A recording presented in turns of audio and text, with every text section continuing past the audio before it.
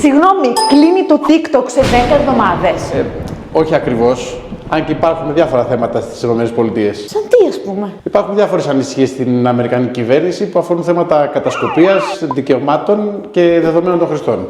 Ότι η Κίνα κατασκοπεύει την Αμερική δηλαδή. Καταρχάς, το TikTok ανήκει σε μια κινέζικη εταιρεία, την ByteDance. Ναι. Το πρόβλημα για τους Αμερικάνους είναι ότι ο νόμος στην Κίνα ορίζει ότι αν η κυβέρνηση ζητήσει από τις εταιρείες να τους παρέχουν δεδομένα και πληροφορίες σχετικά με τις εργασίες τους, οι εταιρείες οφείλουν να συνεργαστούν με την κυβέρνηση.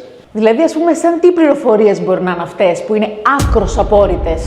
Άκρως απόρριτες μπορεί να μην είναι, αλλά το TikTok έχει πρόσβαση σε πληροφορίες τόσο για τη συσκευή σου, όσο και σε ένα προσωπικά. Για τις προτιμήσεις σου μέσα στην εφαρμογή, για την τοποθεσία σου, ακόμα και τη φωνή σου. Δεδομένα τα οποία οι άνθρωποι θα θέλουν ενδεχομένως να μην πηγαίνουν στις κυβερνήσεις. Και δηλαδή, εγώ να ρωτήσω, ας πούμε, το Google, το YouTube, το Instagram δεν τα κάνουν αυτά ήδη? Το κάνουν. Το πρόβλημα έρχεται από το γεγονός ότι μιλάμε για την κινέζικη κυβέρνηση και την πλήρη απουσία ελέγχου που μπορεί να έχουν οι δυτικές κυβερνήσεις πάνω σε αυτήν.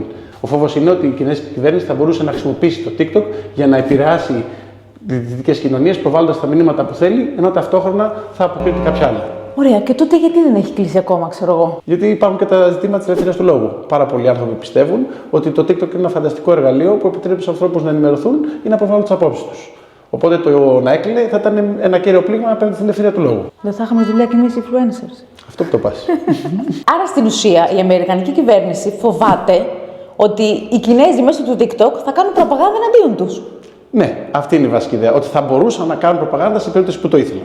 Και υπάρχει κάποια λύση σε όλο αυτό? Η λύση που έχει προταθεί είναι να πουληθεί το TikTok ή ένα μεγάλο κομμάτι του TikTok σε αμερικάνικες εταιρείες, ώστε η διαχείριση των δεδομένων να χρειαστεί να γίνει στην Αμερική. Και οι Κινέζοι δεν θα βγάζουν τίποτα δηλαδή από το TikTok? Όπως καταλαβαίνεις, οι Κινέζοι δεν έχουν κανένα λόγο να πουλήσουν το TikTok. Αφενός δεν θέλουν να δώσουν στους δυτικούς τον αλγόριθμο και την τεχνολογία που έχουν ήδη. Αφετέρου, το TikTok είναι μια πολύ κερδοφόρα επιχείρηση, οπότε δεν έχουν κανένα λόγο να δώσουν ένα μέρος των εσόδων τους.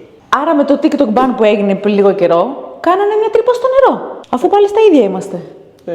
Θα σου το απαντήσω αυτό στις 19 Απριλίου, που θα έχεις μείνει και χωρίς δουλειά. Κάνε το τελευταίο σου set τώρα. Εσύ κάνε follow για περισσότερα βίντεο. Και subscribe.